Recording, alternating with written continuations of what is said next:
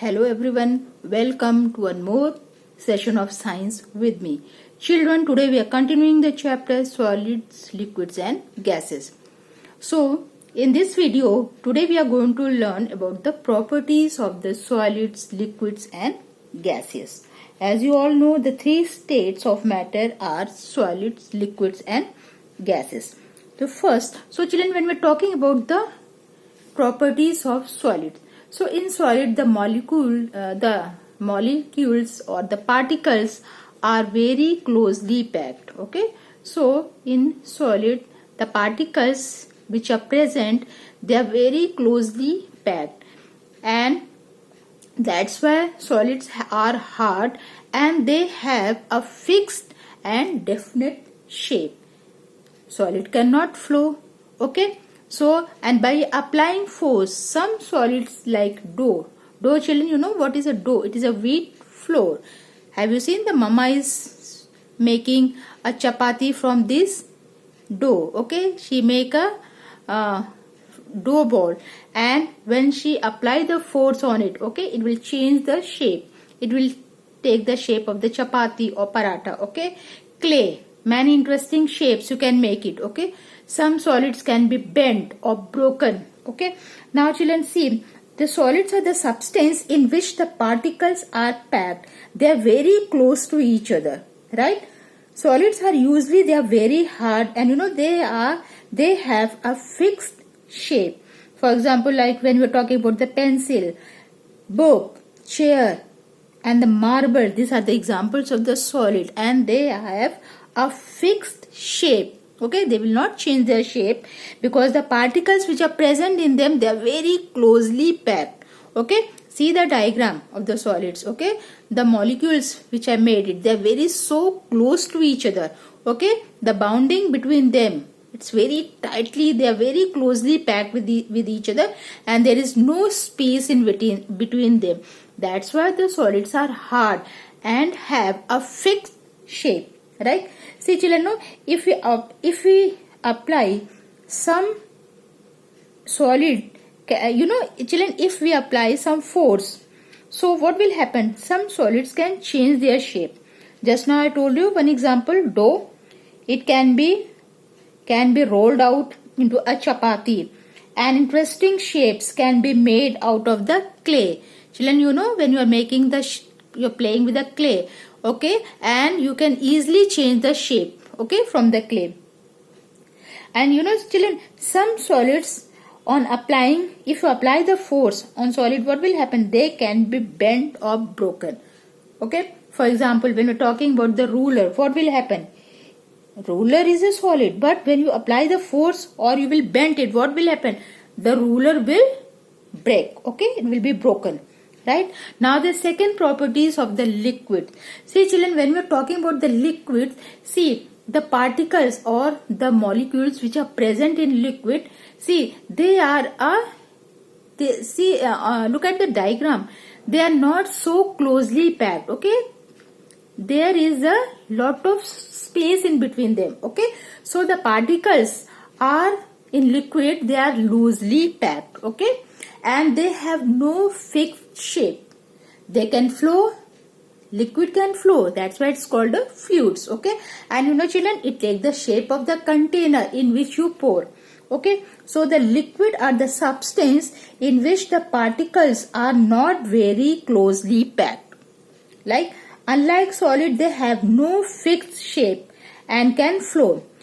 You know children, they take the shape of the container in which they are poured. For example, when we are talking about the water, so these are the examples of the liquid. Water, milk and juices. These are the examples of the liquid. What will happen children? You know, if we pour some orange juice into a glass, you know what will happen? It will take the shape of the glass.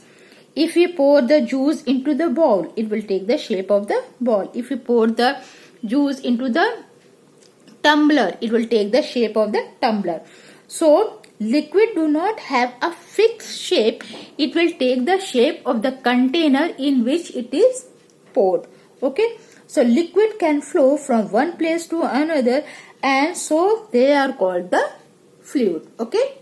So the liquids, in liquids the particles which are present, they are not so closely packed, they are loosely packed. Okay, that's why they don't have any fixed shape and they take the shape of the container in which it is poured. Okay, so examples of the liquid are water, milk, juice, etc. Okay, so children, liquids can flow from one place to another and so they are called a fluid.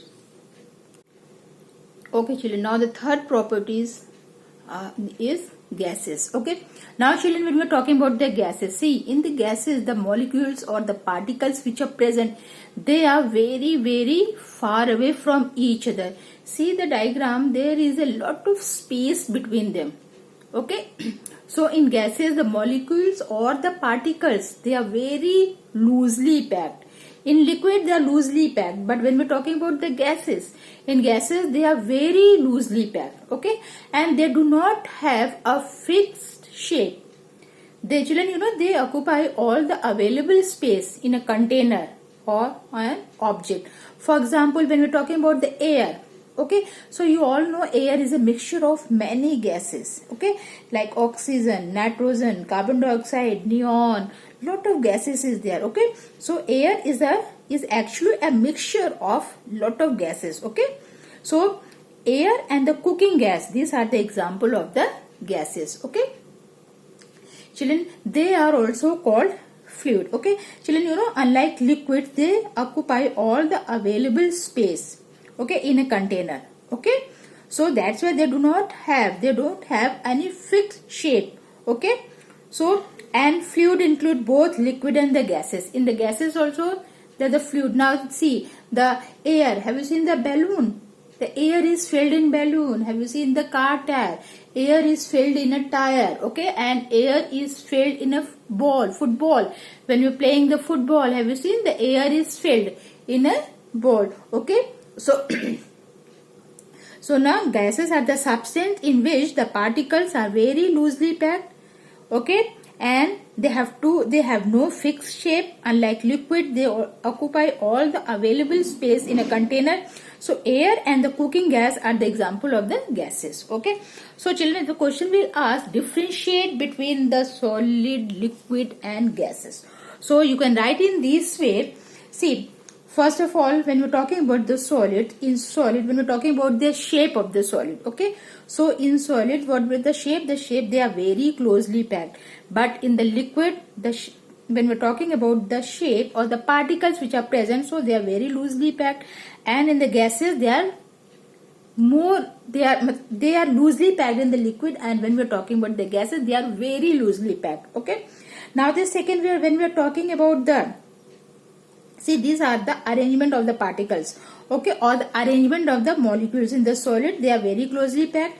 In liquid, they are loosely packed, and in the gases, they are very loosely packed. Okay, now when we're talking about their shapes, okay, so the shape, when we're talking about the solid, okay, suppose a table, chair, box, so they are very hard and they have a fixed shape. When we're talking about the liquid, they don't have any fixed shape. They will take the shape of the container in which it is poured. Okay, now in the gases, there is no fixed shape. They occupy all the available space. Okay, now the third properties of the liquid. Suppose we ask about the ability to flow. So the solid cannot flow. Why it cannot flow? Because it has a fixed shape. And the particles which are present in solid, they are very closely packed. That's why they cannot flow.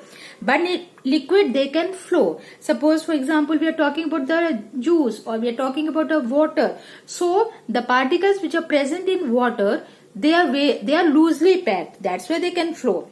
Okay, but it takes the shape of the container in which we'll pour it. Okay, now when we're talking about the gases, so gases, they flow easily. Okay, they can flow more easily. Now for example, the solid, the example like chair, table, book, etc. These are the examples of the solid. Now the examples of the liquids, juice, milk, oil, these are the examples of the liquids.